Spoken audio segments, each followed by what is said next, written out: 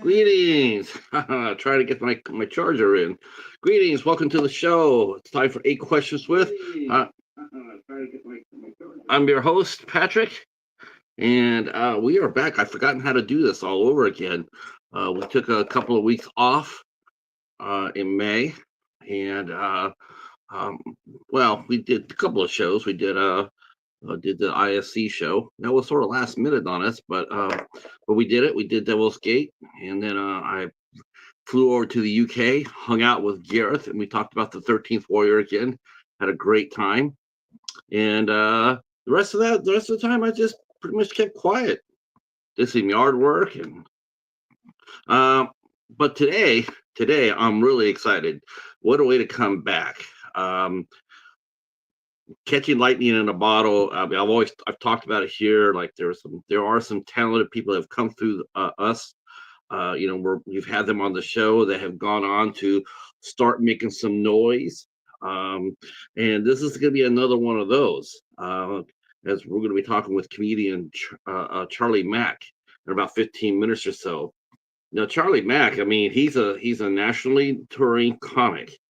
He is paying his dues. I looked at his calendar. He's on the road. He is traveling, um, and he's very very funny. I saw him in Austin Galante's movie Sanguine Teeth on a Driftless Road, and he was a standout in that. So we went over there and said, "Hey, would you like to come talk to us?" And he said, "Sure." And during the time that we had asked him to come talk to us, Charlie Mack had actually gotten a golden ticket from a very very big mover and shaker in comedy. Somebody named Kill Tony, and obviously this guy has the Midas touch.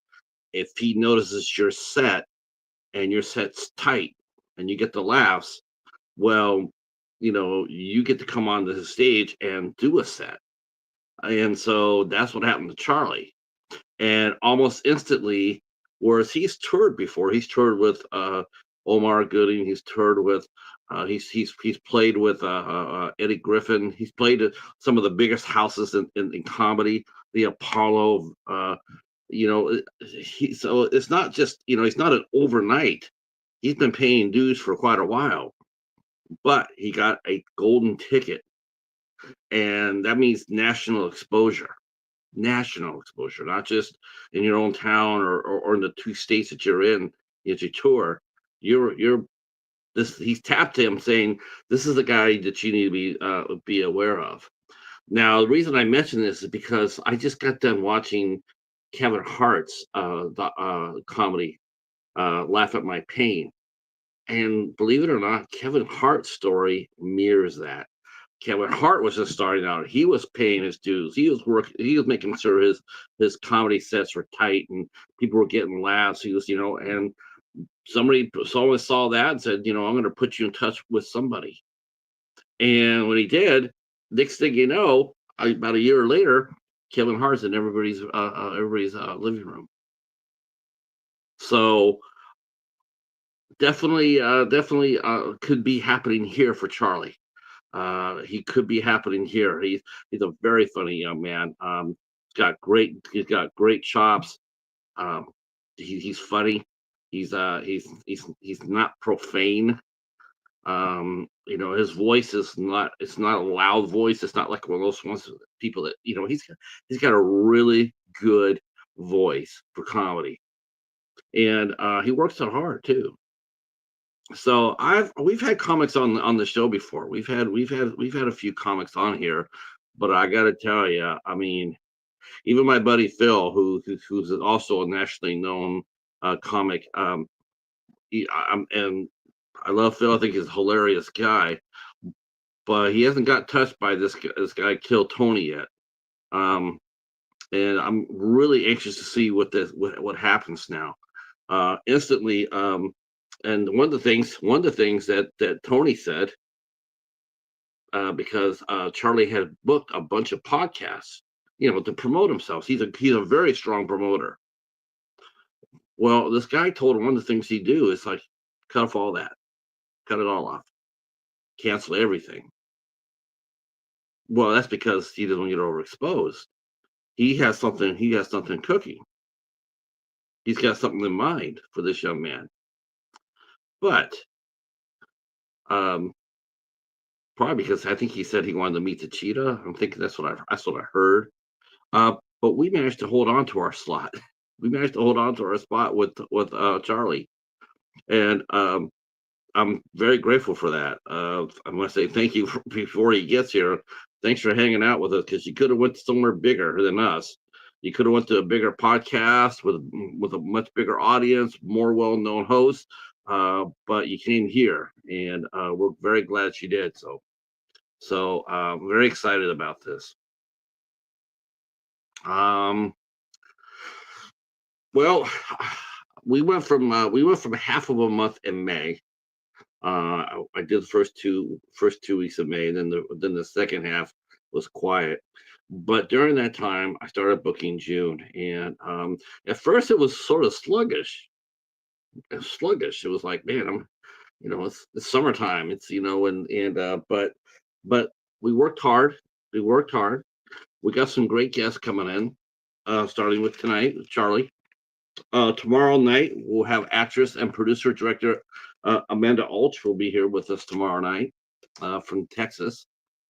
Uh, on Thursday, we have the two leading ladies from Greet Your Demons, and probably Joe Leone will probably come in or sneak in and come and hang out with us. Um, and that's Remy Eve and Adrian Loren. They'll be here Thursday night at 8 o'clock, and I'm looking forward to that. And then we're going to do one of our first two watch parties of the month on Friday, on this Friday, on the 6th of June. Our good friend Spider Dabrowski, I better say hi to him. Spider Dabrowski is going to be here and hang out with us, and we're going to watch Teardrop, which Spider wrote. Spider did a screenplay for it, and it has a bit of a history. It's Tubi's first original movie. It's the first one they ever commissioned. They wanted made. Hey Anthony, how are you? Let's see. Yeah, let's see. And you saw Karate Kid Legends. I heard that. That's awesome. I heard it was really good. I heard it was really good. Um, so Spider Dombrowski will be here with us at 8 p.m. and we'll be watching Teardrop. I can't wait for that. It's gonna be a lot of fun. And his new movie is coming along pretty well. The Weeping. The Weeping should be maybe being released by the end of the year. Maybe the end of the year. I already know he's already got another movie he's producing, even as he's working post production. I'm sure we'll be talking about the Weeping plus this new film that he's working on. That'll be coming up on Friday. On the 10th, we have our very good friend, artist and dancer Angela Williams will be with us on the 10th of June, and it is the summertime. So you know what that means with Angela. She's going to be creating some new art and be going out to different street fairs and craft shows.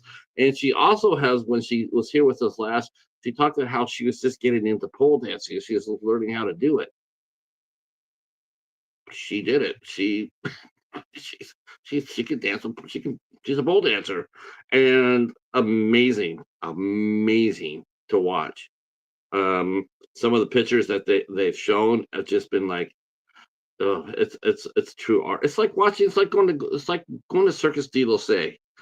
Um, you go there, you're not there for the animals. They don't have animal tricks. They have all these terrific trapeze artists, all these alternate artists that perform at the Circus de Lousset. Um, it's a lot of fun, and part of it is pole dancing. They've had some pole dancers on there, and Angela's been doing that now for about a year. So we'll catch up with her, and she's done several competitions and done very well. So we'll be talking with her about that on the 10th of June. On the 11th, we have two of my very favorite, probably my two of my very favorite people that we've talked with. We're going to be bringing back Rocky and his lovely wife Arena, and I don't know who else. We might bring some cast and crew in. and we're going to be talking about The Cursed Hearse, which is their brand new horror comedy movie, and it's going to be coming out real soon, and we'll be talking about it. And I'm really happy about it. You know, the chance to see those two work together on the screen, I'm all in for that. We had Rocky here before, where we talked about director's cut, and Renner was here for Scared to Death with Joe Leone, but now they're coming together to do their own thing, and that's what we'll be talking about with them on the 11th. On the 12th, uh, we are heading down under. That's right, we're heading down under to Australia to talk with Horror Talk with Tate. He's a young podcaster down there, and he's been tearing it up. Very good self promoter. One thing I noticed right off the bat, it's a very good self promoter, hardworking, and very excited to meet him. It'll be one of our two trips down to Australia this month. We're going back down again. And also too, the 5th of June, I can't miss this. Me and Cheetah, we were a guest on a podcast, and where we got to talk about the coffee table, and that is I'm very excited. I'm very excited about that as well, because as you know, I talked about that movie for. I'm sure people were tired of hearing me talk about it, but I talked about it to death. So, Screaming Screens podcast said, "Well, come over here and talk about it a little bit more with us." So we went over there and hung out with them and talked about the coffee table, and that show will be coming on. It will be coming on Friday or the Thursday the 5th. So I'll be putting that in my community tab. I'll put that down there, and you guys can go check that out. Throw a little love. What else we got? Oh, of course, yes. I could not be remiss. Could not be remiss without letting everybody know that that is Sharks versus Schlock month number 2. Teamed up once again with the master of sharks, Eric from Hey Internet. It's Eric. Um, I'm sending him already. I sent him one movie, and I'm sending him 3 more. I'm sending him 4 shark movies, and he's sending me 4 Schlock movies. All I know is that last year we beat up on each other for the first 4 movies that we sent each other, and then we said, "Well, you know what? I've beaten you enough. I've beaten you up enough.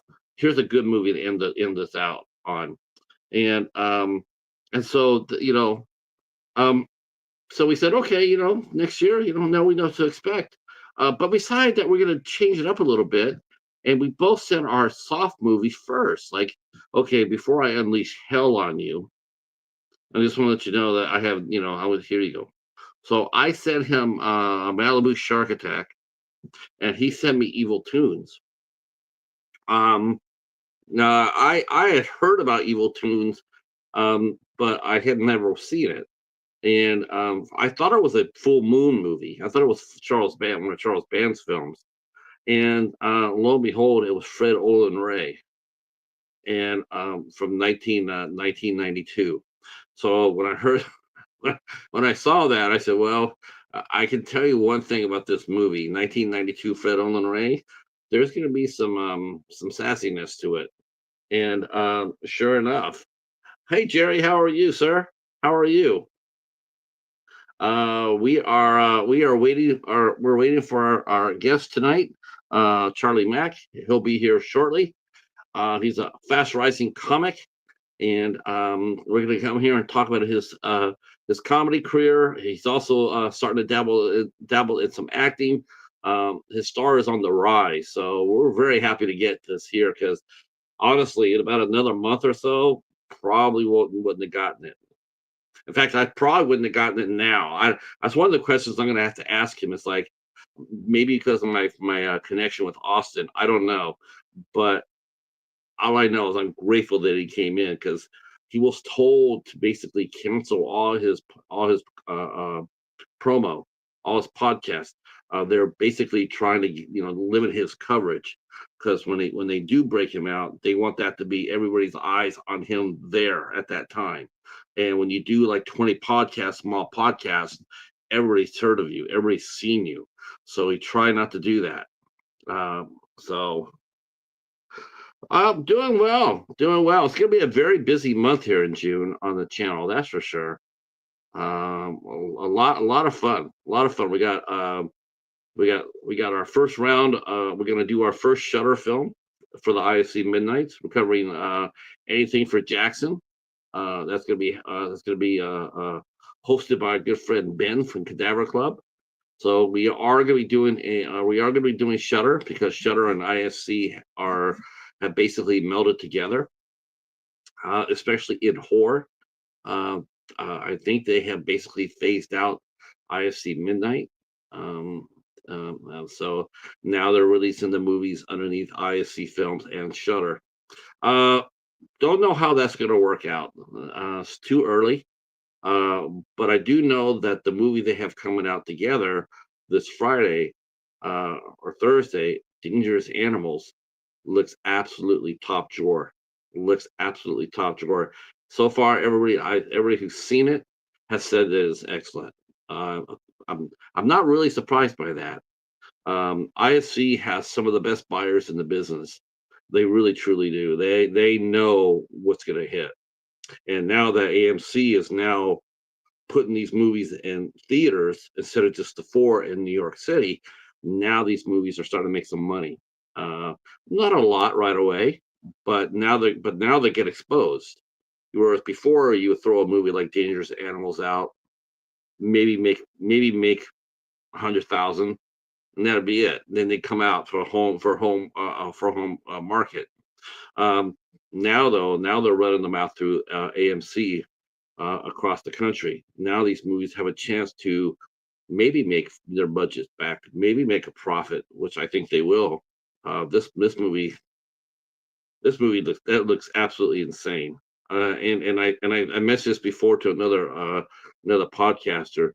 This is a movie, Dangerous Animals, that you could actually see this happening and wondering or look at it going like, why hasn't someone done that one before? Which I'm glad they didn't. And I hope that nobody in their right mind thinks about like, that's a good idea.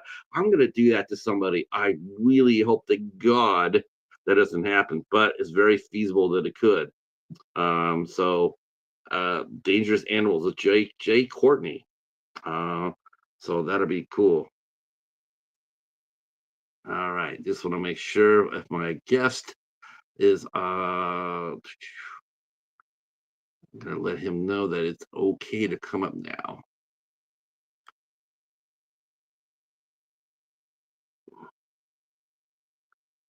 Uh,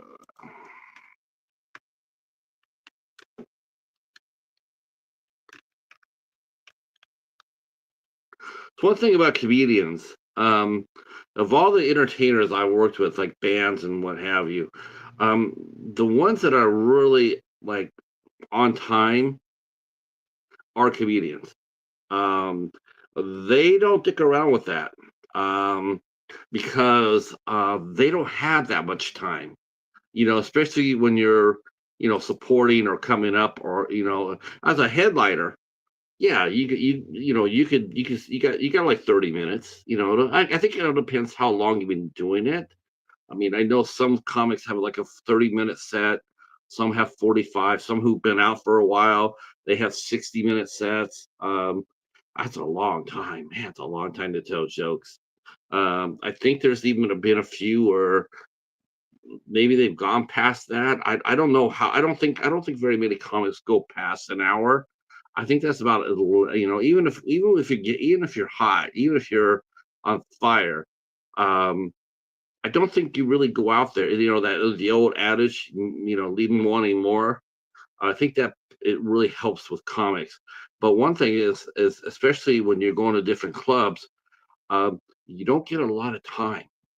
Like you go to some of these open mics and whatnot, they give you 5 minutes or they give you 3 minutes. 3 minutes. That's a lot of time. A lot of time. Comics have always said, the ones I've talked to, they've always said that as soon as they hit the stage, time stops. It stops because that 3 minutes or 5 minutes or even 7 minutes, it can, I mean, you could be slaying. But it's still going to creep on by. You know, of course, some are on fire, and next thing you know, they're going, and yeah, sometimes they cross over that, that mark they're supposed to hit. Like, hey, I got all the laughs coming up. I can stay here another 2 minutes. Not a good idea. Comics don't like that, uh, especially the guy following you, because your 2 extra minutes might mean the difference between him getting up on the stage and having the same amount of time. He might not be able to make the stage because you stayed on it a little too long. And they might be saying that might be, this might be the last one of the night. But because you went so long, the other guy might not be able to get up there. Not good etiquette. Uh, of and they do get told about it. Other comics will sit there and say, "Yeah, that's not a good look." So, uh, all right. Uh, uh, I saw Charlie. He did. Hi, Betty. How are you? I saw Charlie. He starred in Austin Gallant's movie, Sanguine Teeth on the Driftless Road, and he played one of the four vampires in the movie. It's a comedy, a comedy, and he slays. He did a really nice job. And the one thing I noticed in the movie, and I noticed this when I watched Kings of Comedy, and is that comics, whenever they're around other comics, it's like they're always on. They're always on. It's like they, I mean, when they're by themselves or with non people in the industry, they relax. But even if they done a set and they go back to the dressing room, they're done for the night, and there's other comics in the room waiting for their turn, or they also done their set. Comics will always talk about comedy. They will always be out there testing jokes, asking for opinions, collaborating. They're always on the jazz. They're always on the jazz. Um, and I'm looking forward to asking Charlie about that too, because it's like, I mean, I really am gonna be. I know he's a father, so I know his daughter is his life. Um, but I'm talking to talk to him about how do you have you ever been in a back room after doing a set or trying to do a set, getting ready to go out there, and you got everybody back there just cracking jokes.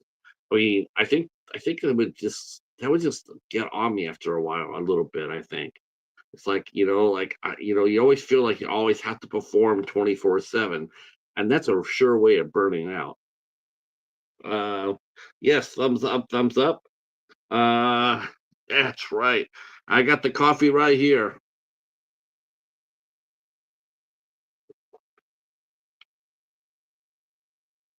All right.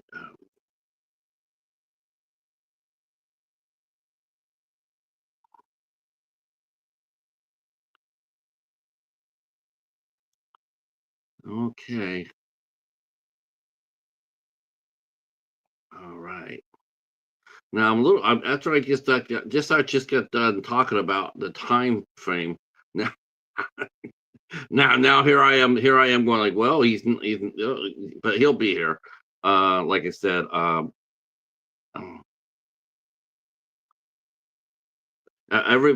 he'll be here shortly. I just, probably I could be getting ready. I don't know. We talked earlier today. Everything's copacetic. Um, yeah. So we'll just keep pushing this here. Um, yeah, I want to give him a chance to come out here because I'm sure it's probably a little different being told, being advised to suddenly stop doing what you've been doing, and that's promoting yourself because there's really nobody else out there doing it for you. Especially when you're going to town to town to town. but you're still responsible for your own promoting. You don't have anybody behind you per se to push you to book you in the clubs. I'm sure that's one of the things that Charlie has to do too, is to book himself in the clubs. I've never worked at a comedy club. I've seen open mics before, but I've never worked inside of a comedy club. I don't know what it's like. Um, I know that the clubs that are, man, I know they can be expensive. Hell, comedy clubs charge more for us.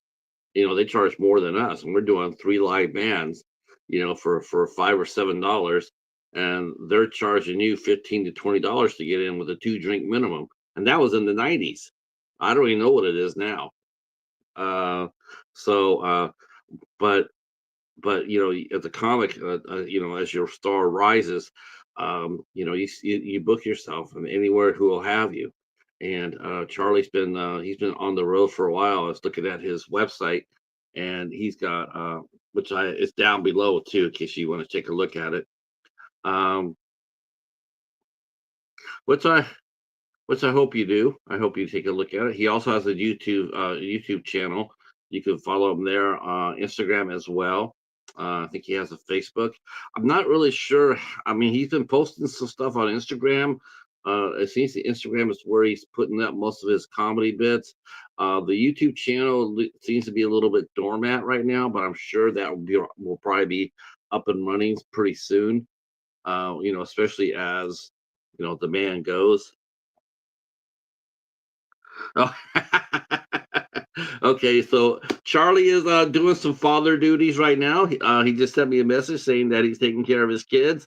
He's doing his kids' bath, and I love it. I'm digging it.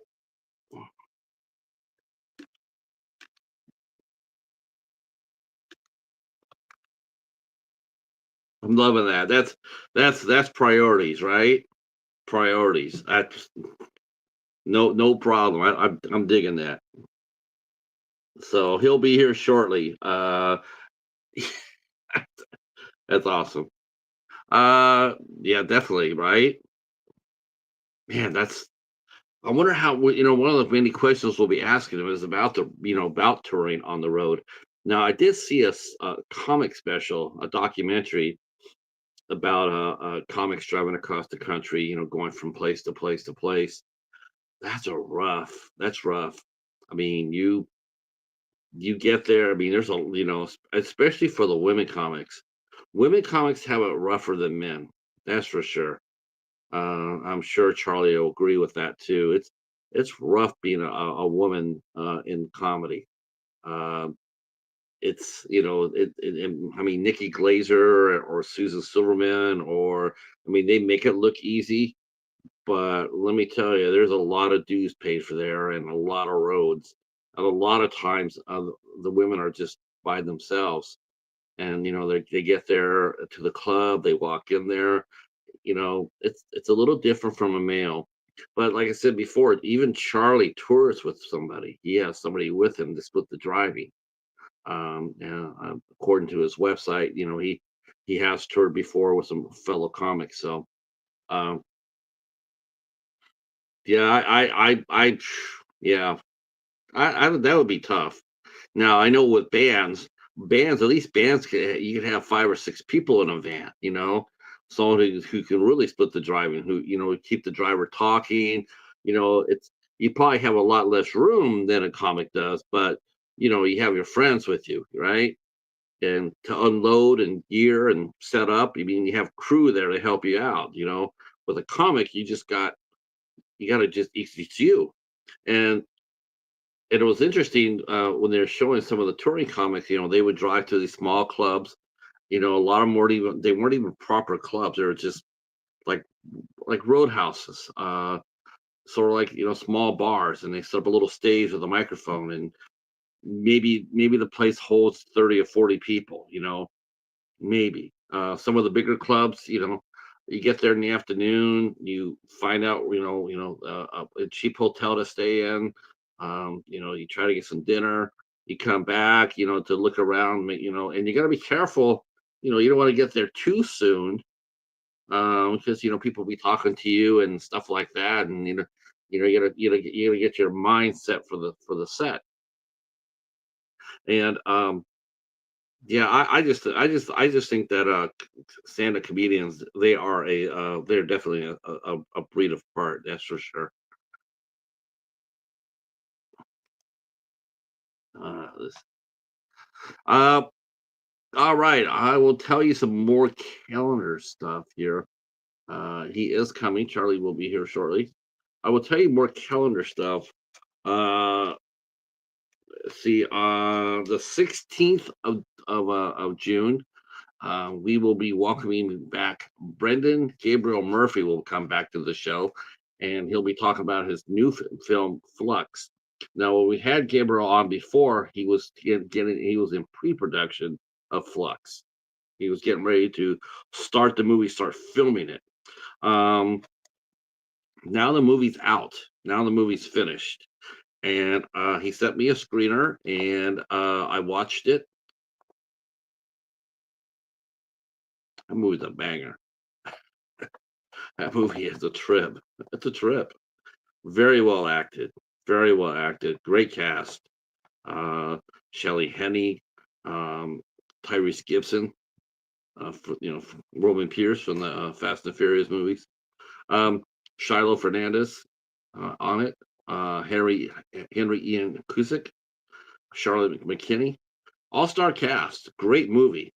So we'll be talking with Brendan, and I believe his brother will be joining us. I'm not sure who else.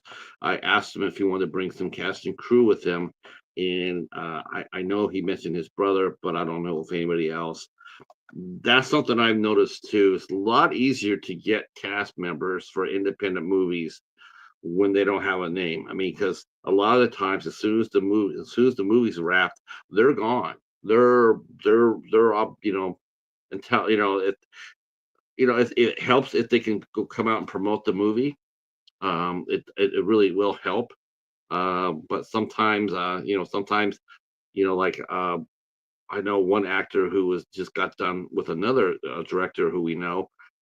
He wrapped his part, and the next day, he's gone. He went the next day. He flew out to Universal Studios to start a new project. The very next day, he didn't even have a chance to even breathe. That's a wrap on Joe Smith on this movie. He went back to his hotel, grabbed his stuff, jumped on the first thing burning, and headed back out to Universal Studios to shoot his next project. So, sometimes we get lucky. Sometimes we get lucky where we do get hopefully for this. I'm holding hope out. I'm hoping that we can get a interview with Shiloh. Um, I've seen him before. He's done a few things, and I watched the movie that he did called Return to Sender, which I absolutely loved. I thought that movie was a corker, and whereas he plays the good guy in Flux, uh, not a nice guy in Return to Sender. That's for sure. There is Ant from Ant Review Things to Friendly Men. And I'm hoping that Ant will be here on the 26th and co-host the show with me as we welcome in Prison City Brigade. That's right. So that will be on June 26th. I'm hoping that Ant or even James will come out and hang out with us for the show. But Ant's the one that turned me on to Prison City Brigade, and so I'm hoping that he'll come out and co-host the show with us. And so I just put him out there right now. He can't say no in front of everybody. Ant says he has to check his schedule. It's not taco. It's not punk rock taco.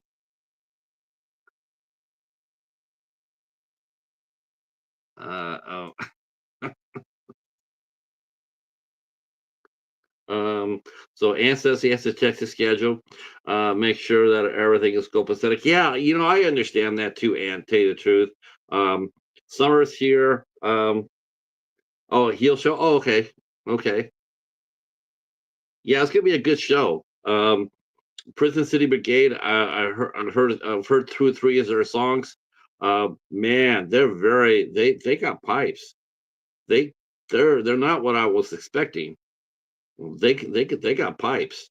That's a really good sounding band. Um, yeah, and I like the name too. There was a pretty well known West Coast punk band called Youth Brigade. Uh, they played in the '80s and '90s. They were one of the skateboard bands that were very popular during that time. And When I heard the name of a Prison City Brigade, I kept on thinking about Youth Brigade. Um, so, but cool to get a name like that. It fits. Um, yeah, yeah. Well, that's what happens here too. With YouTube. Um, a lot of times our audiences go down because it's summertime. I'm looking outside right now and it's daylight, and so a lot of people are not going to be sitting in their house during daylight, and when they can be outside doing something. That's the trouble about doing the show during the summer. I'm moving the show to 2 episodes a week starting in July. Let's see. Okay, so they're from. Yeah, I knew they're from Illinois. I just didn't know where from Illinois. Because obviously you know who they are, so I'm thinking. I thought maybe they were a Chicago-based band.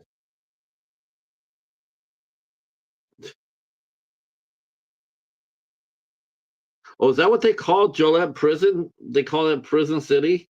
That's weird. That would make sense, wouldn't it? I tell you what was weird. I was watching a video of some of the people that are on death row, and they were talking to this one guy. They had a news crew in, and they went to talk to him, and and he had a cat. I knew they let prisoners have cats, but I didn't know they let death row prisoners have cats. But sure shit enough, he's sitting there talking to the reporter, and he's got a cat in his cell. I guess it was their way of showing that he had reformed. He had showed remorse. He had learned to appreciate life. Uh, a little too late, of course. But I guess there's their way of trying to humanize him. It didn't work. He ended up paying the ultimate price for his crime. But I thought it was really interesting that he had cats in his cell. So yeah, I think I want to say he was actually based in Gillette. I could be wrong about that, but it seems to me that's where I saw that.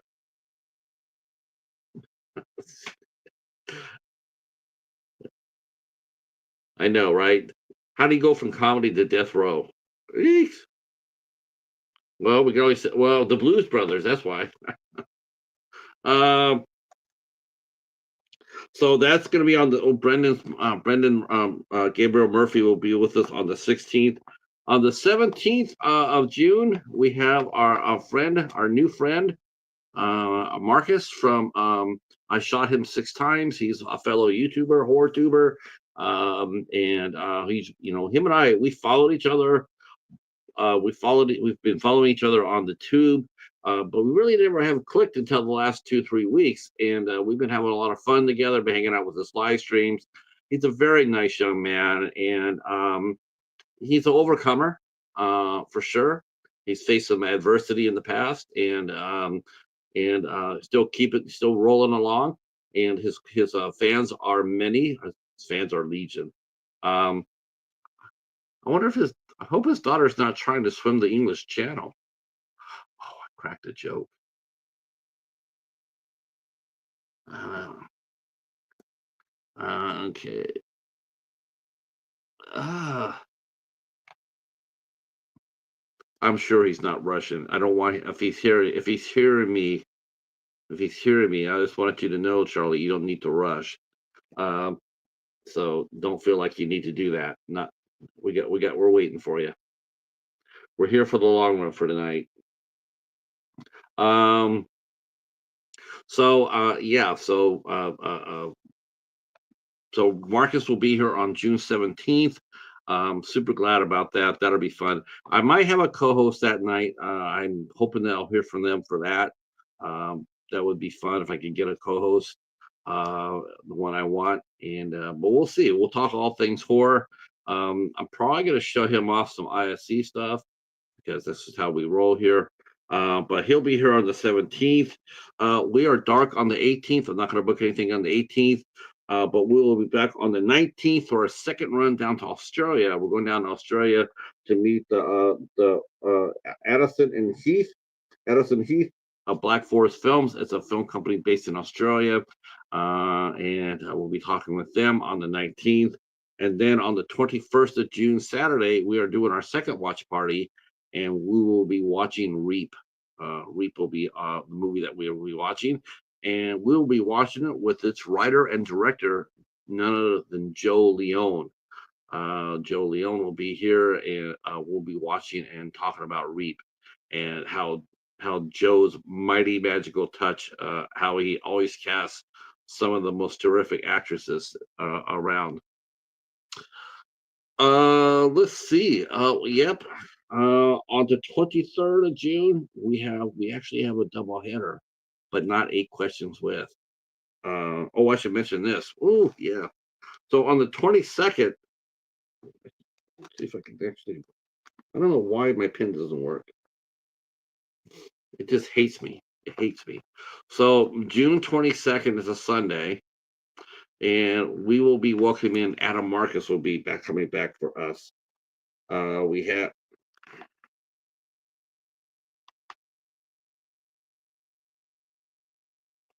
Adam Marcus will be here with us. He's got his new documentary out, Hearts of Darkness, the making of the Final Friday. Um, the making of the Final Friday.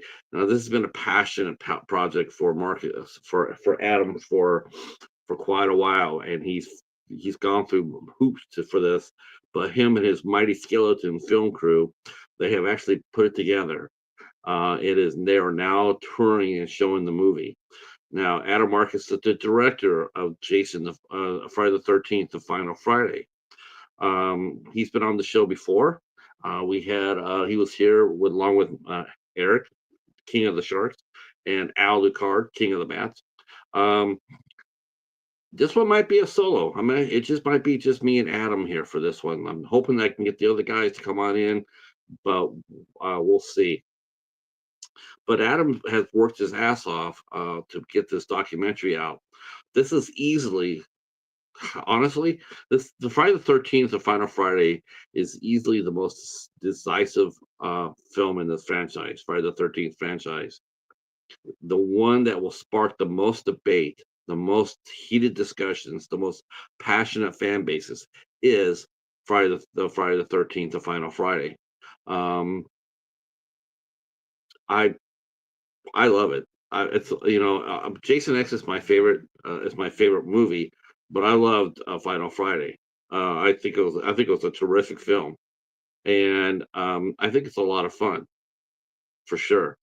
Uh, how anybody harshes on this film is just beyond me. I'll even go as far to say is that if you're harshing on this movie, you I don't know how you could claim to be a Friday the 13th fan and and and and um and not claim this movie. I just don't get it. Well, yeah, but Jason's not in there. He's like a spirit. Yeah, what do you think Freddy Krueger is, right? He's not. He's not. He's never really in the daytime. It took till Friday till Jason versus Friday, Jason versus Freddy for him to actually come out to the real world. And even then, that's a not a very good movie. Um, but the Final Friday is a lot of fun. It's one of the best casts going on there. Some of the best action. Jason gets blown up. I don't know if he gets blown up more in Final Friday or Jason X, But I gotta tell you, I mean, I still think Jason X is more impressive because it was only one person that tore up Jason, whereas it took a bunch of cops to do it in the final Friday. But he got his ass he got his ass kicked twice, thoroughly kicked, sideways, upside down, any way you say. Uh, so, but like Adam mentioned when we're doing our research on this, he was only 22 when he got that movie, when they gave him the reins to that movie. 22 was his first movie. And I've seen enough movies and all of us here that do movie reviews here on the YouTube. Um, we know we've seen enough first time directors, right? Um, it isn't easy. I mean, there's a lot of first time directors that come out there and just swing and miss. Um, you know, Too ambitious, not enough budget, trying to do too much with too much, wearing three hats, trying to do four jobs, which affects your film. I mean, first time filmmakers, that's a rough deal. And and be given the keys to a franchise, you, you know, not an original movie where, hey, if it doesn't come so well, hey, at least you give it the old colors try. No, it's a franchise. It's like, okay, there's been like six other movies before you, seven other movies before you. Don't fuck it up. That's a lot of pressure to put on a 22-year-old kid making his first film. And I just really feel like the fans, the Friday the 13th fans, the slappies, or however you want to, the Walmart fans who don't really understand the series or the concepts. Um, it's hard. It's hard. It's not easy. I mean, look at some of the directors. Look at the director of the latest Halloween trilogy. Look what happened to him. And he didn't get just one movie; he got three, and he still screwed it up.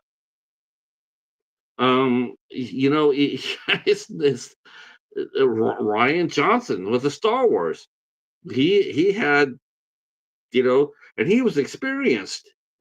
Here, we're gonna give you keys to the franchise. You know, and what happened? Oh, he just, it went rough. It's not easy. But Adam's 22. Came out there. He did his best. He did the best he did. It's a fun movie. Um, a lot of great scenes. Even some controversy in the film. Um, but he managed to pull it off. So we'll be talking with him on the 20 Sunday the 22nd. Now I need to go ahead and ring this guy's bell just a little bit because now we're really late. Uh,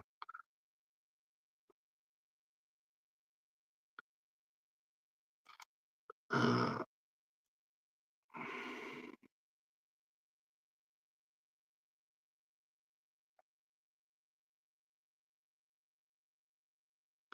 okay.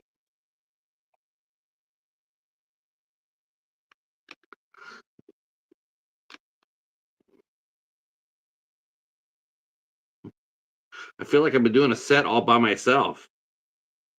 I do. I feel like I'm doing a comedy set for 45 minutes. Maybe Kill Tony should meet me. Maybe as soon as Charlie gets on here, I'll just take his ticket.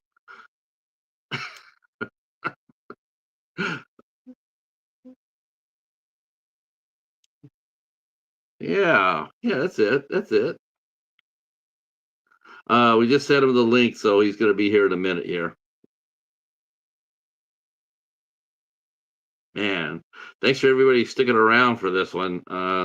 Yeah, yeah, but yeah, we're sticking around for it because I'm not going to get another chance for this. It's not going to work out. I mean, by the time we see him, he'll probably be on its way up. So I definitely want to take advantage of this right here and talk about, like I said, talk about his movie and his career. Right.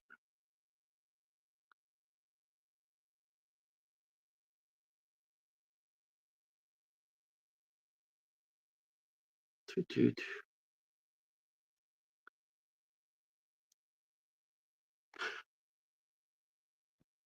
Uh, okay. I think I'm talking myself to horse here. I used to do this. I used to be able to do this for hours. When I first started doing live streaming, I could some of you guys could remember. I used to be out there to crank it out 5, 6 hours, no problem. But man, I tell you, about 2 hours is my limit. Then I start feeling it.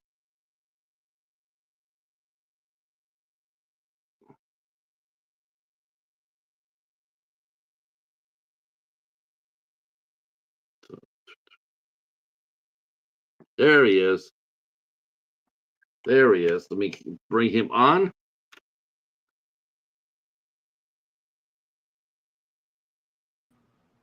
Hey, hey. There he is. I'm just going to tell you right now, Mister. I'm taking the ticket. You're going to give me your golden ticket. I've been holding it up for 45 minutes. I should get. I am so I should, sorry. I should get the Kid. ticket. I'll I want. transfer it over to you temporarily. Okay. 3 days. I want to go. I want to go on tour. I want to do. I want to do a set. You can get on it. Hey, you see me on the stage, I'll let you get on it. Hell, that was man. You know what happened if I got on stage? I would go on stage, walk up there, look at the mic, look at the people, and just stand there. And we're like, oh hell to the no. I'll be doing. Are you right-handed or left-handed? Right. So I'll be doing this. Come get me, Charlie. Come get me. I apologize. Yeah, time got away from me, and the bath with the kid was not going the way it planned. No problem. The people are used to me rambling on anyway, and I'm not gonna let this one go because I have a feeling this will be our only time be able to catch you doing this. I think the next time. I think the next time this will probably be your only time to come onto the show because next time you and I speak, I believe your star will I think you'll break. Thank you. I Um, appreciate that. yeah, I from what you said about Tony, sounds like to me like he's a kingmaker. Yeah, yeah, yeah. A lot of stars is born on Kill Tony stage. That's a really, when you walked in there, I'm just imagining how much confidence that you have to even go inside the same room. I mean, let's do the set or not. But here you are, here he is, the kingmaker. He's doing the show. You're in the audience. He's drawing names out. I'm sure you're probably nervous even in there. I Even was. sitting. It it reminds me of the song by Eminem, "Lose Yourself." Like palms sweaty, knees weak, arms are heavy, vomit on the sweat. Yeah, that's how it felt. And how long have you been doing this for? Just it's about to be 6 years this month. 6 years, and Yeah. you still had that the palm sweaty. I Mhm. that says a lot. It's Yeah, a 'cause this show is not just a normal show. It's not a regular show. It's this show can make or break you. Um, I caught the Kevin Hart show. I just saw that this last week. Laugh at My Pain, and oop, I think he got bumped off. Come back.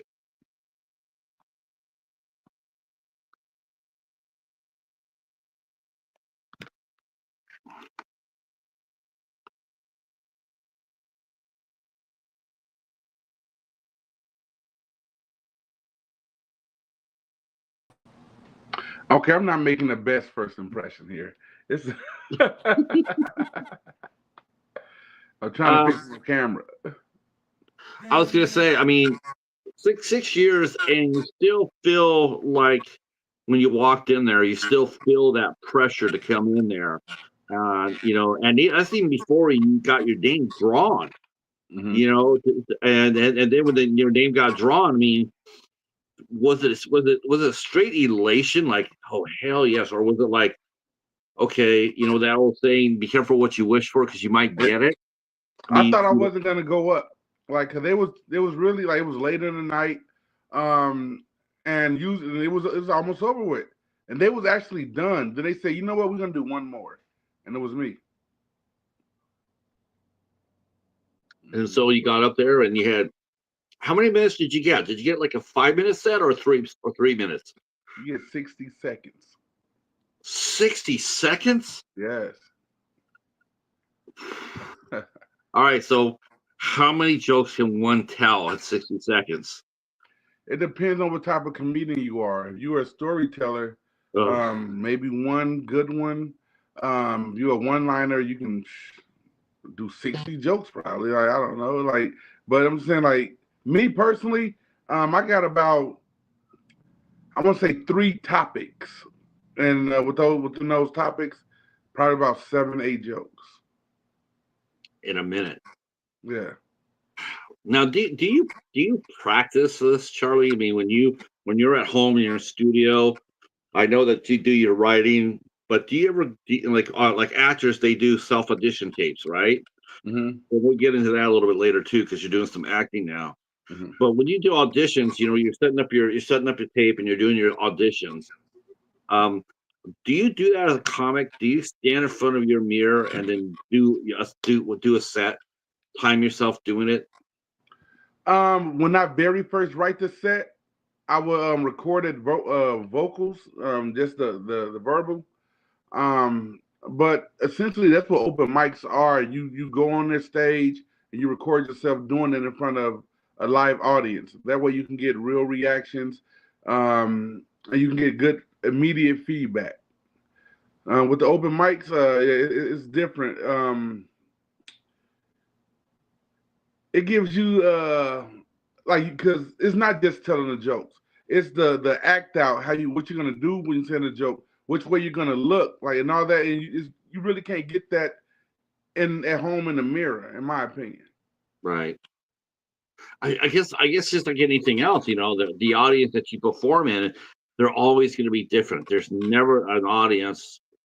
I mean, you can break out a set on a Wednesday, you could kill it, and then the next day you could come into another one, drop the same set, and bomb. It's it's Yeah, it's not. Yeah. and that pretty much happened to me one time. Like, I did it, and the show was the very next show, not the next day. It was the 7 o'clock and the 9 o'clock. 7 o'clock killed. 9 o'clock, same crickets. Damn. Now, how do you respond? How do you do that? I mean, how do you respond to that? Is it one of those things where it's like, I'm doing and I guess I would sit there and say, would you do this as a safety net? If you did the first set and you killed with it, is it okay to come back with the second show and then come out with a different set just in case, or you want to try to do the same set you did before and hope to generate the same laughs? I mean, really, it all depends on the comedian, but most people do the exact same set. If it's like you're doing, let's say you're doing an hour, not too many people are gonna do an hour and then come back out right after do a whole another hour. No, Yeah. because we polished this set, and about you gotta have confidence when you get up there, and confidence is not oh, they're gonna laugh, they're gonna love me. Confidence is, I'm okay even if they don't laugh. Yeah, because that what you write. Well, what you wrote is Mhm. good. I mean, Yeah. you know it. Um, it is strange though how an audience will react to the same set or to the subject of the set. I mean, I've watched, I've seen that before where, man, it's just absolutely hilarious, but there's nobody laughing. Like I'm the only one sitting here laughing because it's awesome. But behind it's like Mhm. people are going like, huh? It's I mean, I guess I get how fast can you read an audience to switch it Pretty, up? Like pretty fast, pretty fast. See what I do? Um, I do my set, and if um, they're not reacting to it the way that I'm used to, then because I like, okay, now I know what they probably would like. They would like to be interactive, and I do crowd work. So, and my crowd work is different than others, really, because they sit there and do their crowd work. I'll actually get off the stage and walk into the crowds, and I give like everybody personal, and I try to hit as many people as I can. Right. So yeah, Right. you can pretty much read because you know your set, you know where laughs usually land, and if it's not doing that a few times, okay, I gotta switch it up like immediately. Right. Man, that's gotta be really heavy to sit there. Well, I guess that's where writing comes in. Yeah. Because you write your sets. But I want to go back a little bit because we just jumped in like the middle of it. But I want to go back to your beginning, your roots, so to speak. Where did you come up? Where did you know that you were funny? I've always been funny, but I never wanted to be a comedian. I didn't think I was a comedian funny. I wanted to do music. And then everyone kept saying, "Oh, you should try comedy. You should try comedy." My mom used to say, "Oh, you missed your calling. You should have been a comedian." But it took a stranger to tell me in 2018. So that like, oh, maybe I really can do it because these not just people that know me saying it. So I started in Phoenix, Arizona, and I went and did a comedy competition with like 9 other comedians. I won. They brought me back the following Friday, and another competition was like 20 comedians, and I won again. And then I'm like, okay, maybe this might be on to something. Mm. Phoenix is I mean, Arizona's a hotbed for comics. I Yeah, know a lot of yeah. That's a and beat a field of basically you beat two fields of 29 other comedians. That's uh that's heavy. yeah. Some of them Comedians comedians are. still don't like me to today because I came in not never doing comedy, and they've been in it 5, 10 years. I was gonna say. I was gonna say that. I was gonna think of it. I bet you weren't very popular in the back room after you crushed it twice. Yeah, of course, in your face, they, oh, good job, good job. But after that, yeah, and behind closed doors, Hmm. it's a whole different story. Now, I was commenting before you got here. I was saying because I know how it sort of works. But I also know like some like like when you do open mics and stuff like that, like you'll have like a 3 minute set or a 5 minute set, and how you need to, how some comics when they walk on the stage, time seems to stop. It's like when you walk on there, it's like it's just like you in the spotlight. And then but then all of a sudden you got 3 minutes and you can't go over that. Mhm. Um, Comedians don't like that, do they? What are like some of the things that will just get your ass in a bind if you're on the road or you go into a open mic, um, other than stealing a joke. All right, still the joke is terrible. But going Yeah. over your time, like you said, that's a big one. Because most shows are about 90 minutes long. And that's a long time for people who just sitting there and laughing constantly. So when you Mhm. go over your time, you're doing too much. It's like whoever's behind you, they're ready to go up. You know what I mean? And it's terrible. You would it'll stop you from getting booked ever again by going over your time. I've heard that. I've heard that. I've heard that. In some comedy clubs, if you do that, you might get one warning per se, but sometimes they'll Mm. sit there and say, "You can't come back here for a whole month." Right. Uh, and they're basically saying, "Hey, you gotta watch what you're doing, but you gotta watch you gotta watch the clock as well." Right. Has that ever happened to you when you first starting out? Did you ever find yourself, going over, or do you wear one of those big, I think don't they have timers on stage that count down the time that you have? Out of my whole career, I've probably seen that maybe twice. Someone gives you the light though, like they'd be in the back and they'll wave a light at you so you can Right. see, Okay. Yeah. Yeah. and that means wrap it up. Yeah. Then you just yeah. So let's talk a little bit about what it takes to be a comic. So when they told you that you should be a comedian, when you can be a comedian, did you already know that there was more to being a comic than just getting up there and telling a mama joke or two, and then get some cheap heat for that, or did you immediately know that, hey, and did you have a mentor? I guess I should ask.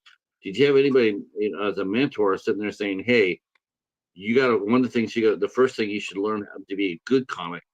The difference between a good comic and a great comic is writing. So talk to us about writing. What do you what do Um, you what do you how do you write jokes?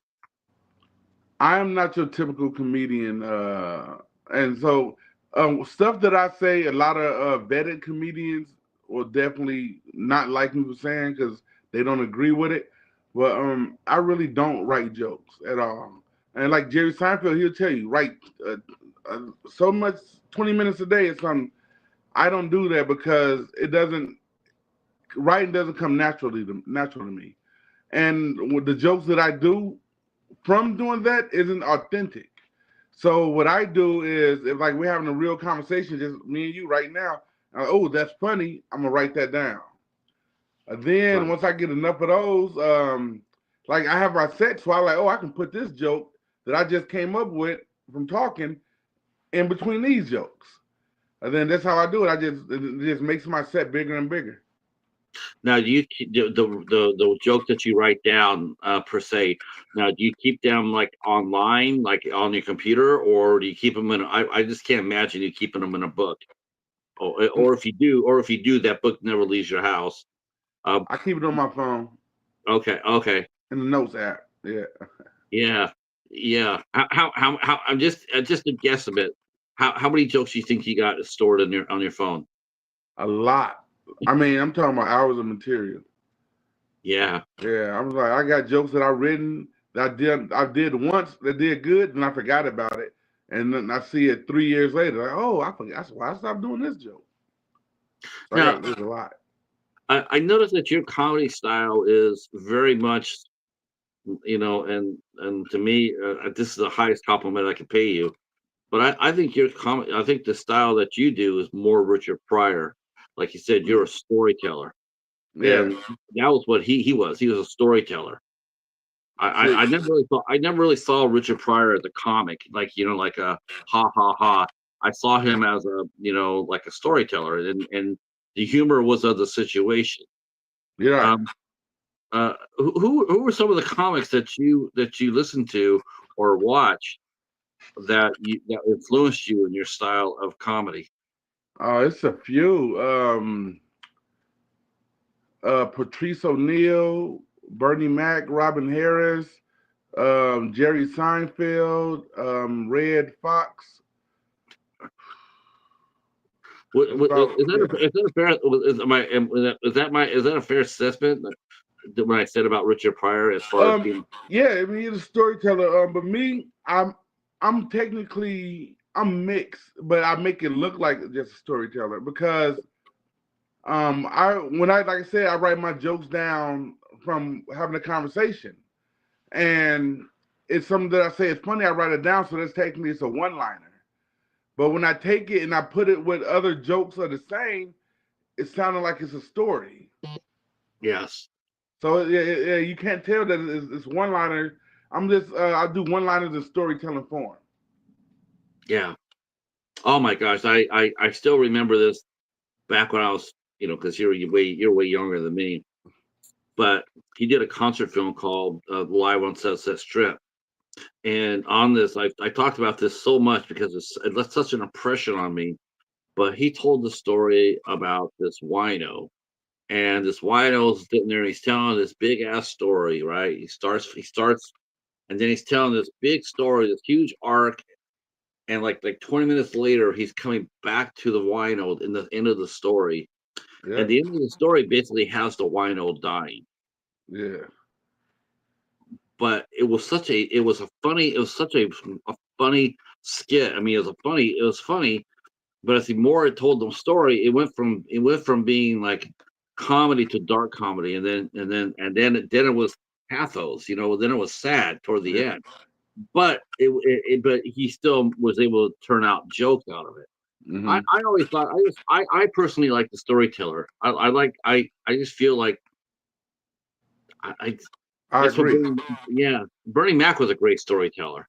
Yeah, I agree. I Um, prefer. I like storytellers because you sit there and you like you be indulged. Like you're like, oh, I'm in it now.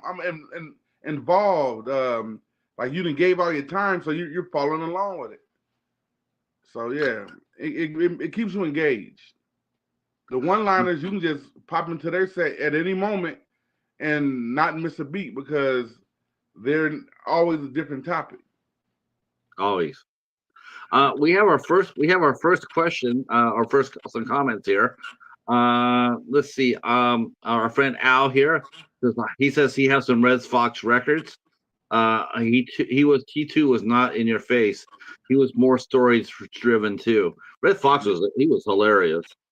Um, our friend Betty wants to know if do you organize your jokes into catalogs? Yeah, that's a good question. That's a good question, Charlie. Do you uh do you do that? Do you like like this joke's like a family joke or a work joke or on the road joke? Do you have your section? Do you have it in sections?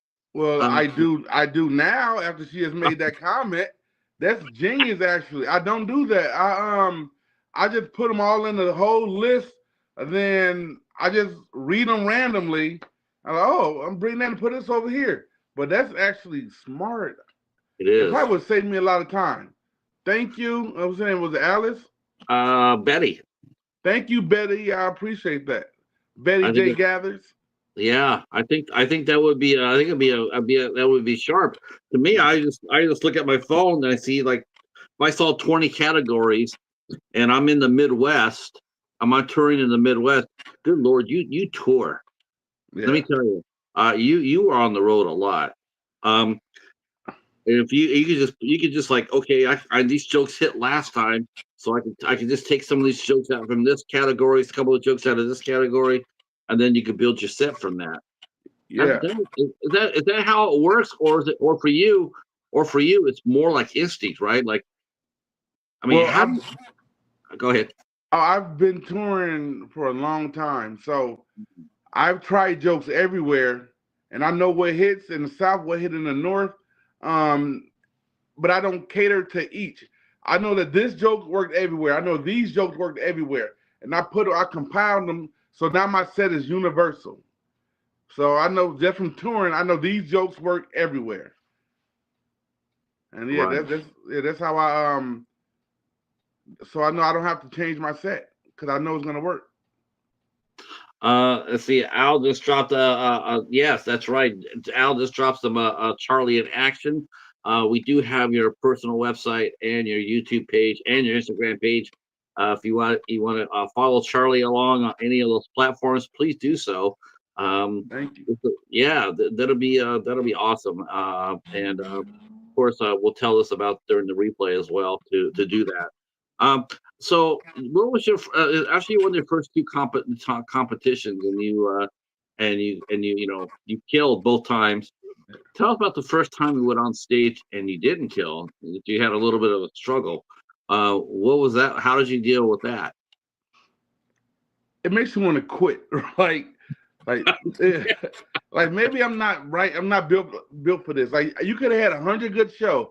That one bad show, you were like, you know what? I'm just gonna go get a job at McDonald's. This is not working for me. Like, God, you know what? I have heard that so many times. I've read that so many times yeah, about comics will sit there and say that. They'll say, it doesn't matter if you slay the first 99. It's always the one. And then you find yourself going like, man, am I supposed to be doing this? How come they didn't laugh? Am I not funny anymore? right. But you just got done doing 99 great shows. Yeah, that's true. That's So that's exactly how it is like. uh Um, so uh so when a young man or a young woman bombs, a young comic, when they go out there and they bomb, uh, I've always felt like the back room area.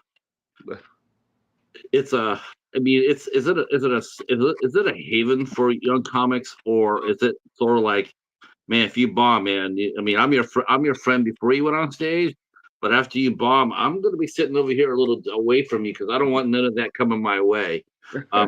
Is it like that, or is it like you come off the stage and you're going like, man, I wonder if McDonald's hiring, and then some young guy, some older guy said, "Hey, don't worry about it. Just shrug it off. Yeah, Come back the next time." Is it like more like a family atmosphere in the back room, or is it yeah, competitive?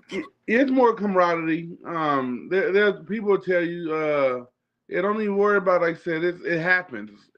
Just dust yourself off and get ready for the next show. But yeah, Oh, okay. I actually like, my thing is, my saying is, I don't miss. I never bomb. I never bomb.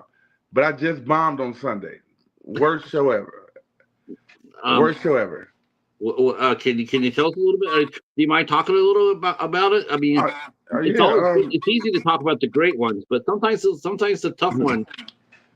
So what happened? I mean, was it just the crowd, or was it the Um. Okay. It all started messed up. Started from the jump. It was it was an outside show with a stage. Then it rained so bad that the show had to be brought inside.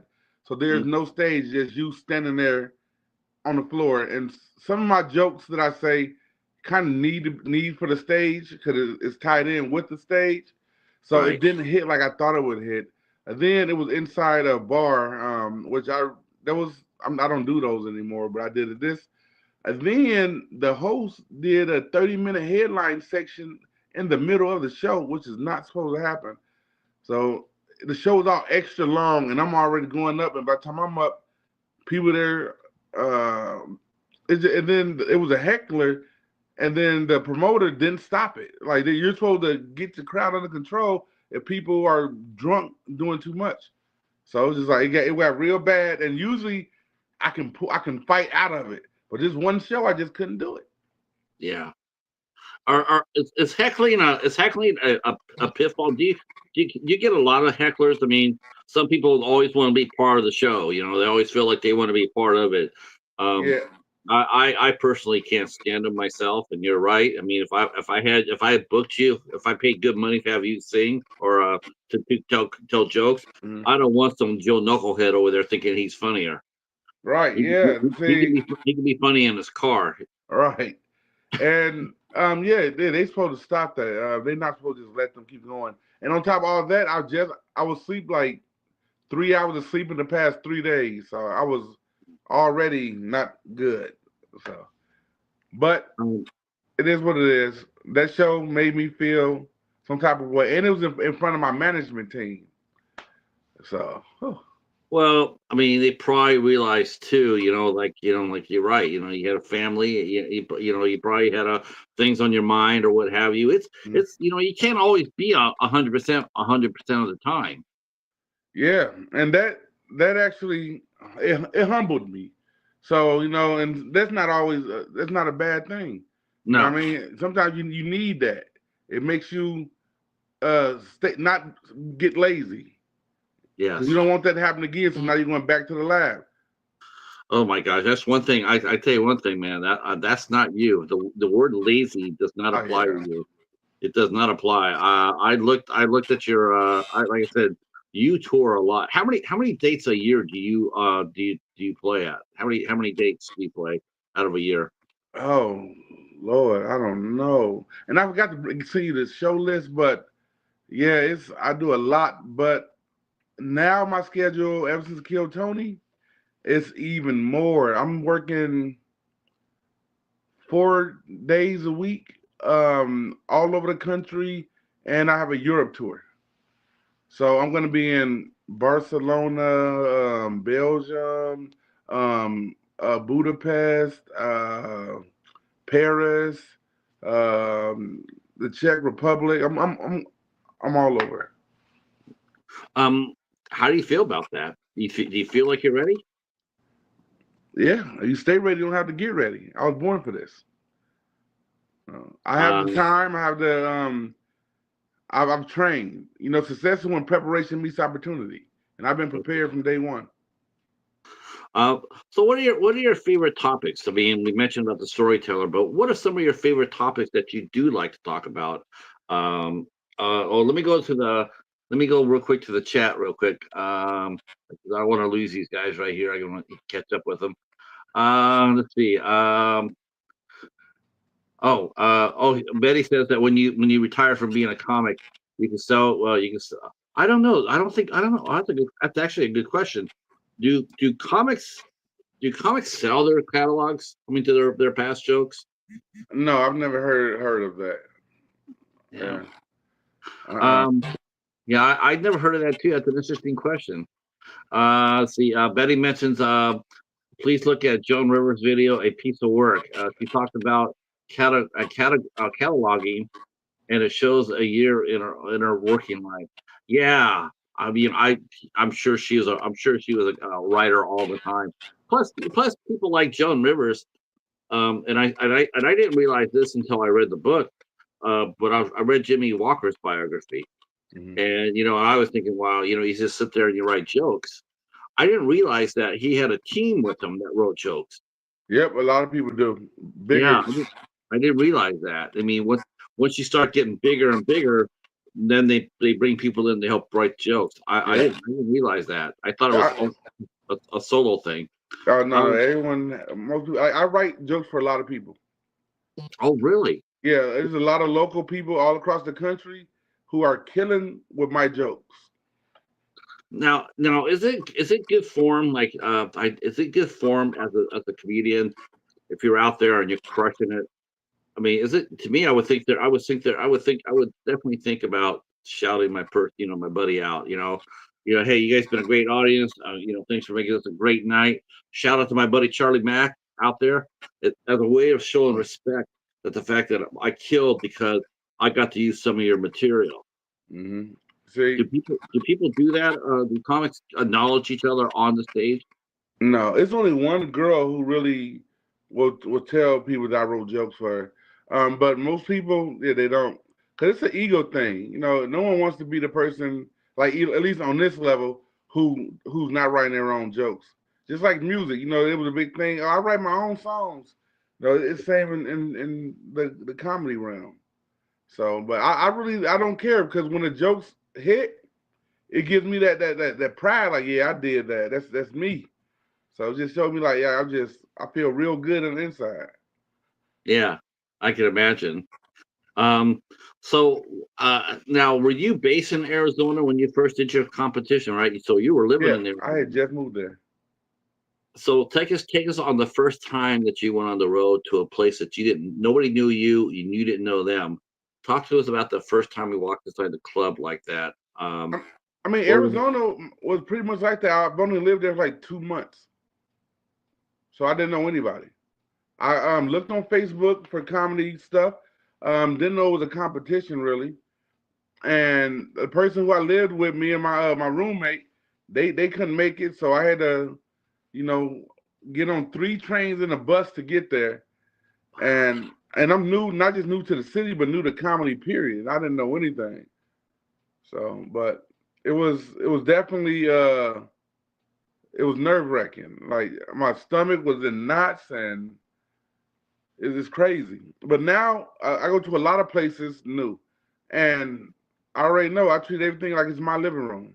I don't. I still get a little nervous, but nothing like I used to be. Nerves keep you on your toes. So right, right. yeah, but I love it. I get nervous too. I mean, yeah, like tonight I'm sitting here going like, like I know what that killed that I know what that the golden ticket means. I know I it's the first I've ever heard of it, but I know what it means.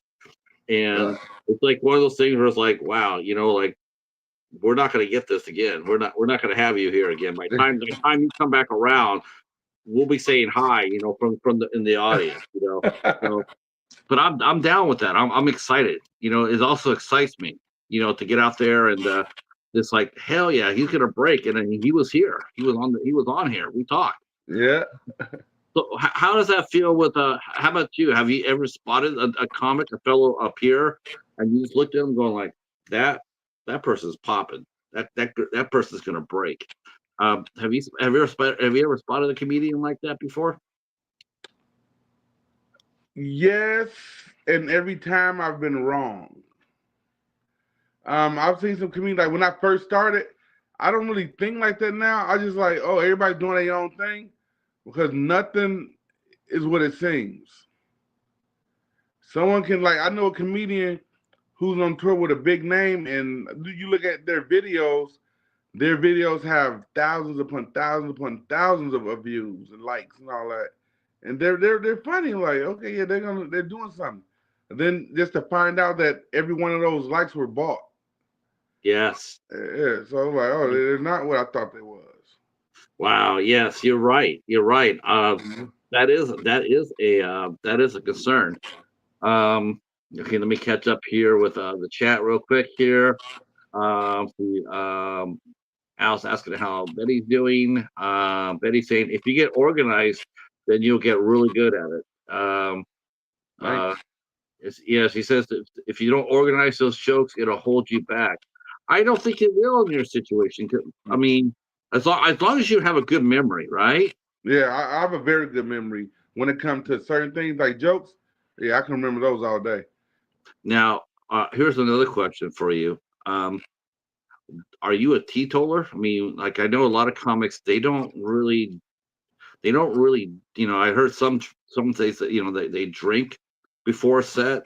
I'm taking it that you don't do anything like that before a set. No, I don't do anything. I don't drink. I don't smoke. I don't do anything at all, let alone for a set. But when I first started comedy, I did. I used to have two things: drink in my system and sunglasses on, because I didn't want no one to look in my eyes. But I Oh, didn't want that really? to be a crutch. So I just made myself like, don't do it. And then you didn't take the drink either. Yeah, no drink, no sunglasses, nothing. Oh, 'Cause um, so we've talked here before. Like comedy it seems to be on as far as like entertainment goes, as far as like movies go and what have you. It seems like like comedy is in a really bad spot. But you doing stand up around the country, what is, in your opinion, Charlie? Is comedy sick, or is it getting better, or is it in danger of getting worse because of what's going on? The attitude of the country right now. well, comedy is it's in a state where you with the council culture is like you really can't say what you want to say. So it actually makes you become funnier because anyone can just sit there and talk about sex and gay people and whatever they want. But when you have to make any something regular funny, like that's a whole different lane. Like it shows different type of people. It's not easy. So it made it harder, but it made it better. So it get rid of all the non-committed people, the people who's not really serious about it. It knocks everybody off and just leaves the good ones. Um, do you ever find yourself talking about like politics during some of your sets, or do you stay away from that because of the atmosphere? I stay away from it for the most part, I might say one or two things, but nothing too deep. Like for example, I just did Kill Tony again yesterday, and they asked me. It wasn't part of my joke, but it's part of my interview. They asked me like how my book sales went from the last time, and I made a political joke. I said I'm in a new tax bracket. I went from go Joe Biden to let's make America great again. Yeah, so like I'll give you that one. I'll give you that. That's funny. That's funny. Uh, and how do they respond to it? They laugh. yeah, everybody laughed. Yeah, Everybody loves it. that's pretty funny. Yeah, Yeah, because you know what I mean by saying it. You know, you get it. Like, oh yeah, I get it. I get it. yeah. Um, what one of the things too is like what I always enjoy watching, because I don't know why, it just makes me laugh. But I personally, like when I watch the Kings of Comedy once a year. Mhm. That shit is just absolutely on fire. Um, I just want to ask you as a question: how is it that brothers can crack down on us white people so damn well? I mean, you find us. I mean, people just laugh at what you say. What is it? Does it make? Is it designed to make us laugh at ourselves? at our culture? I mean, or is it just because let's be honest, white people are goofy. Okay, I mean, without catering any more than that, but I mean, we are sort of goofy. But what makes racial jokes hit so hard? And because because they do. Well, okay, it's not even just the fact that the racial aspect of it. It's the fact that in this country, um, you have more rights and more power as a white man. Yeah, So that's essentially like punching up. Like if someone poor making fun of someone rich, it's punching up. But when it's the opposite, it's like it's punching down. It's like, oh, that's just being mean. You know what I mean? Like if right. someone rich got $1 million and oh, look at this guy, he's up there eating out the trash can. Now you punching down at him. Like, why are you making fun of him? You're more powerful. You're bigger than them.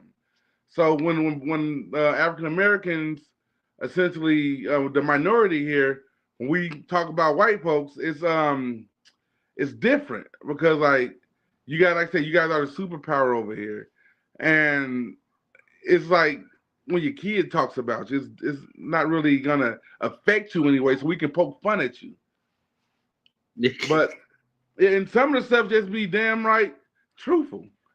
Right, Like and you can say anything in the world that you want as long as it's funny. right. Which is why, like I said, I think it always hits because when I watch it, when I see a comedian like Steve Harvey or Cedric, I mean, when they'll crack on us, and I just rolling with it. It just makes me laugh so hard because it's like, man, I can't argue with it. He's got it, or he's the voice, the way the way we walk. I mean, they got it down pat. Um, but what's it like? What's it like? Do you get lots of? I mean, is it? Do you have to be careful though when you do jokes about your own? Because I know some people get sensitive. They get a little bit sensitive. And do you have to be careful about that, or you just cut loose and let it go where it goes? Like when you talk about your own people, Yeah, um, if you talk about your own people, you have to be on the side of your own people. right. You can't make a joke about something that's going on right now that's a real powerful moment and sounding and siding with the oppressor of the situation. Cause then they're like, oh, you just like one of them, you know? So So you I was, really have to be careful. so you wouldn't crack a joke about P Diddy right now because of the situation. No, fuck P. Diddy. No one's that's not the type of situation. That's some bullshit because P. Diddy did shit to everybody.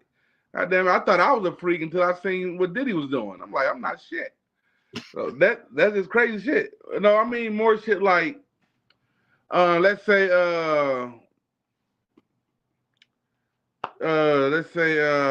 who like George Floyd incident, um how that was bad, and that brought them like they had national attention, national news, and if someone makes a joke on that, it's already it's um a soft topic like you really shouldn't be fucking with.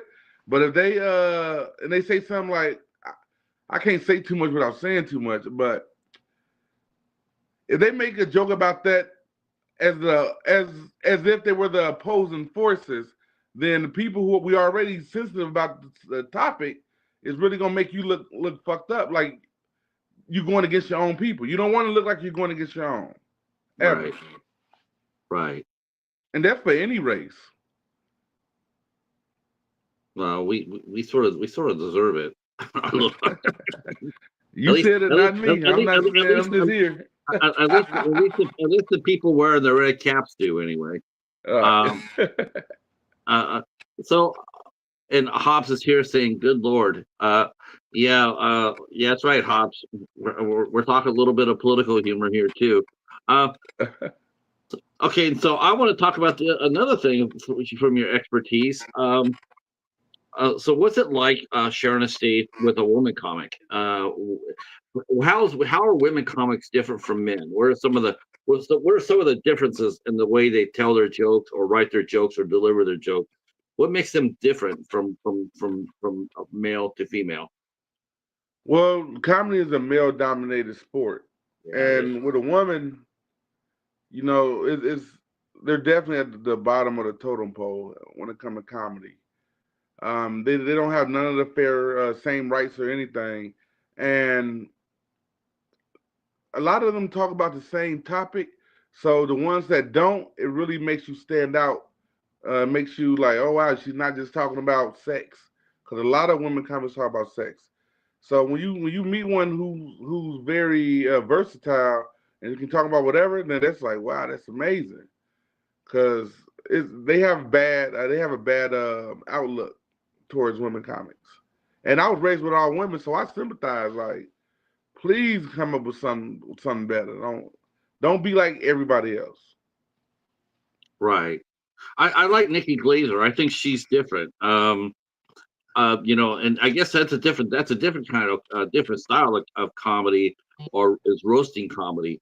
What do you think about roasting comedy? Is it healthy? I mean, it's funny, but in the long term, is it healthy? Is it something that it seems like, let's grab somebody to make fun of, and I mean, some of those are just absolutely savage. I Yeah. mean, no holds barred. Is that a comfortable place to be for a comedian, to get up there and destroy somebody else on the stage? Or- Um, I don't do it personally. Like I don't do roast because my jokes are very savage. Like I'm Okay. going for the jugular. Uh, I don't like them. I don't watch them. Uh, cause like damn, is that a joke or that's how you really feel? Like tell me what's up. So yeah, I don't like it.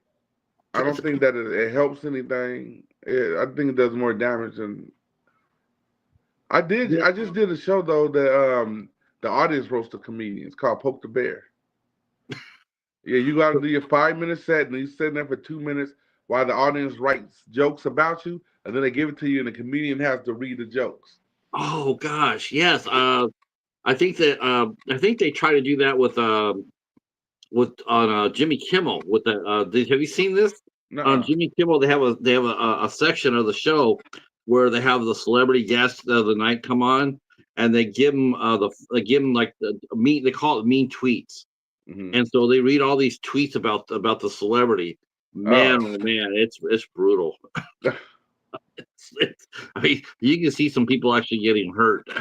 Their feelings get hurt. yeah. No.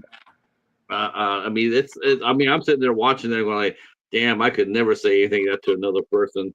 Then you got Uh, to laugh it out, like ha ha ha. yeah, And the difference with tweets than what I was doing, you don't know who wrote it. So when people can write whatever they want without any repercussions, then they really get nasty.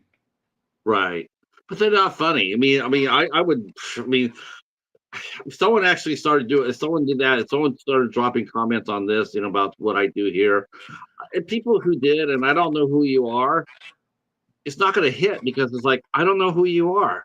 Right. It's like, if I knew who you were, then yeah, it probably would be more effective. But I mean, otherwise, it's just, it's like, okay. I mean, you're saying something you think is funny. It's not. Move along. Um, Right. yeah. Okay, so let's talk a little bit about. I want to go back to. Let's talk a little bit about the movie. Um, about the acting, because this is exciting right here. And has your management team has seen your movie yet? I mean, and did Kill Tony see the movie yet? Sanguine Teeth on the Driftless Road. I mean, was that your first movie that you did? No, it's my first lead role, but it's not. Well, no one has seen it because it hasn't technically came out yet, Right. so it won't be out until June 7th. People are gonna But really like that movie. yeah, That's a funny ass movie. I haven't watched it yet. I probably watch it tonight. But like I said, I've been so busy. But yeah, I want to see it. Um, how did you get the part? I mean, did you know the writer or the director, Austin? Were you friends with him? No, well, I can remember they reached out to me and asked me to audition. Nice. And yeah, an audition, I got the part, and As soon as I met them, all of them, all the other actors, the director, it was like family off from the jump. There was no awkward period. It was just all love. Yeah, it's a great movie. I Yeah, I told I can't. told Austin I told Austin I says, I told him I said this is how Quentin Tarantino should write. Yeah, This is how he should write. yeah, he's a great writer. Austin. Austin's a great writer. Very, very, very strong writer. Very excited for him. Very excited to see where he goes. And Sanguine was great. We won a few Um, awards for that movie. you what? We won a few awards for that Yeah. movie. How does that make you feel? I mean, is it like are you sitting there going like, wow, okay, I've already conquered comedy. Maybe I should go conquer Hollywood. That's Or what I'm trying to do. I love to act. I love, uh, and I'm also a writer myself. I've written my movie called The Holy Hustler, and we already finished casting. Was set to start shooting in October, then I got famous, so you got to push that yeah, back. you're on your way. You're on your way to becoming famous. That's for sure. Yeah. Our good friend Hobbs here. He just said that he's digging the background poster behind you. Oh Um, yeah, the chakras, um, a lot of energy. I'm very much into spiritualism. okay. Now, are there some topics that you won't touch? I mean, it seems like in comedy, there's nothing that cannot be made joke of. I mean, even the last thing on the planet, you sit there and are like, oh, there's no way in hell you're gonna make a joke about that, and they watch somebody do it. Are there certain jokes that like you'll break it? You'll sit there and say, I'm not gonna go there, or is everything open? Me personally, yeah, there's a lot of stuff I won't touch because I've seen it being touched and I've seen what it done.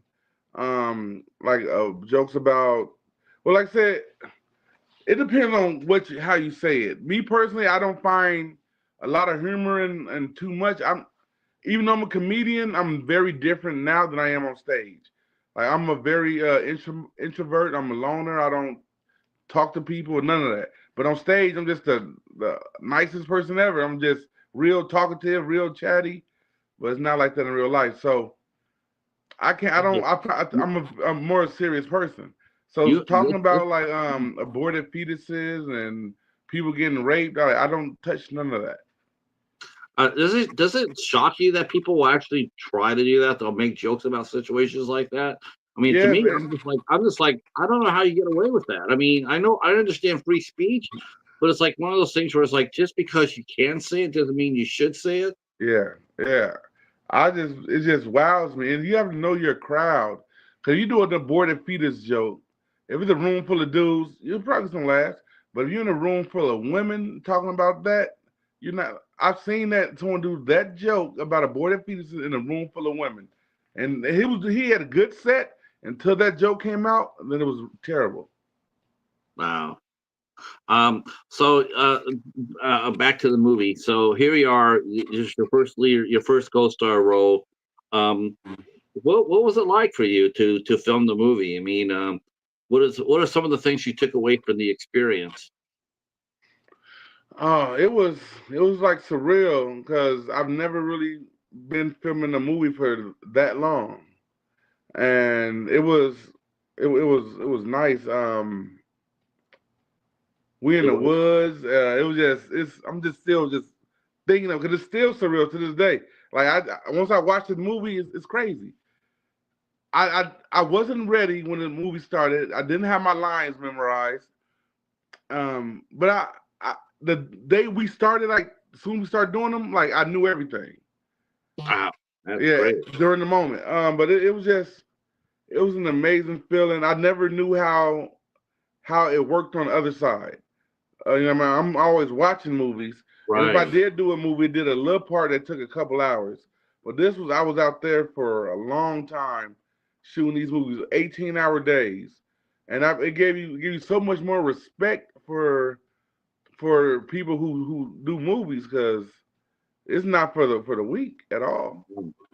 Were you surprised to see how long you did have to wait between, like you said, 18-hour days, and you're sitting there waiting for your scene, and how did you keep yourself busy in between scenes? Let's say it wasn't you. You weren't needed for the scene. But how did you keep yourself busy? Um, did you end up, because you're with some other comedians in this.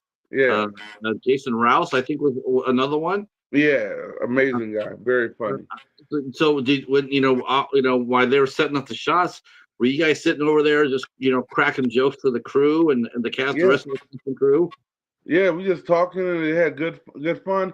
Jason is actually one of those comedians that will say whatever the hell he wants to say, and it works for him. Like Jason, he says some shit like, "Oh, I would never say that," but Jason said, and he kills, and he's the same on stage and off stage. So I'm like, Jason is, That probably helped. yeah, yeah, yeah. He's like, he don't give a fuck, and that works for him like a charm. Um, who are some of the comics in the game today? Or let me go back to the movie because I'm gonna do this right.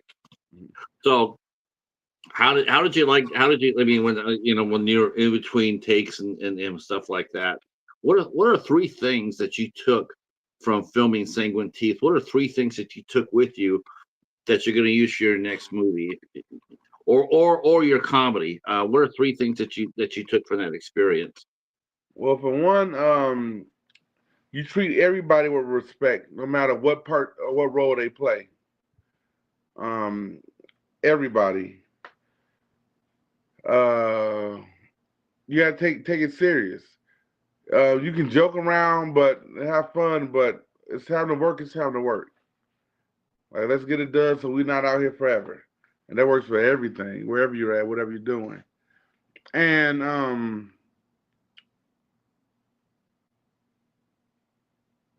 I'm saying you treat everybody with, like I said, the utmost respect, no matter if they're here doing one line or if they're the top lead in every scene. You make everybody feel special. Um, so it sounds like something you want to do more of. Do you think that you'll be able to do more movies right now, or are you gonna have to take a little seat backwards and see where I'm sorry, Kill Tony, or Yeah. Kill Tony takes you? Because I was really impressed because I said this before you got here, how he told you to cancel all your promotion. He said, Well, don't he do didn't, he anything. didn't technically say cancel all of them. Um, it was it was pretty much like be careful who you do podcasts with, because they can make you look terrible. Oh yes, shock Yeah, jock. yeah. Shock. Oh, I hate those people. Oh, Hmm. there's not very many people in the entertainment business that I don't like, but shock jocks is like right up there. I can't stand that shit. If you tell them not to talk about certain subject, and they sit there and they tell you okay, and then they bring it up, yeah, I hate that shit. Yeah. Gotcha moments. Yeah, I get that. Um, so he told you, do you put your own you book, because you and I, we did this show between the two of us. Do you book all your promotion yourself, or do you have a management? Does your management team help you out? I just got the management team last week, and they pretty much do everything. Now at this point, I used to do everything myself. Now I don't Oh, have to. wow, that's awesome. I'm really, like I said, I really feel fortunate. I feel like I just slid in right underneath, like yeah, because I think it's gonna go. It's gonna be very exciting for you. So you got the European tour. What dates? What date do you leave for your tour? Uh, Europe. the 14th, The and 14th of yeah, June. no, September Oh, 14th, September. or the 11th. I think the 14th. Dublin, Ireland, the first stop. You must be tremendously excited. Yeah, yeah, I am. It's a dream come true, honestly. Now, and I guess the most important thing in your life, though, the most important title people might not know is that it isn't comic or comedian or actor, but your most important role is father. Yeah. Um, and before you got here, you told me on Instagram that you were giving your little one a bath. and Hmm. I think that's awesome. Yeah. I thought it was great. First thing I am is a dad. You know, that's my favorite role. Now, do you draw upon you? Do you have your sound turned on? My bad. I had to move my phone and put a battery pack on because it's about to die. Oh, okay. Is it okay now? Let's see. Testing one, two. It's Testing, okay. testing. It's good. It's good. I won't keep you too much longer. We'll do a couple more questions here. All right. Um. So I mean, do you draw any of your inspiration from family life? I mean, your family particularly. Do you find your daughter doing something really cute, or you and you just sit there and like, okay, let me write that down. What she just did, and how can I bring it into my set? Yes, Does family play a big part of your comedy? it does actually. And I've written a couple of children's books for adults, and the first one was made because of my daughter. Oh, you wrote. That's right. That's right. You got books. Yeah. Now, do you have them right by you? I mean, can you show us? Is it a yeah? Show us the book if you got a copy with you. You Trying to should. see if I have one. Cause they I know sell out so. you sold a thousand. Did you? You didn't say you sold 1,000. He got bought. No, I didn't sell You 1,000. I had 1,000 orders, and got some of well. those were 4 or 5 books, and I don't have any right now. If you, yeah, You know cause what? You know what? Just come. Now I have you. Now I have you here. Like now you got to come back. You got to come I back so you can show off the book. So I I'm gonna will. get you at least one more time. We can definitely do that. Anytime on Tuesdays, those are my off days. I don't care if you're gonna go on HBO, do a stand-up special. We still got you for at least one more show. All But right, listen, Patrick, Charlie, you can hold me to that. I definitely will. Listen, I'm gonna let you get out of here. Um, I had a great time. This is fantastic. Thank you so much for sharing your time with us. I appreciate it so much. I Thank you wish you so nothing much. but the best. I really am excited for your future, and we'll follow you. We'll follow you. And Thank yep.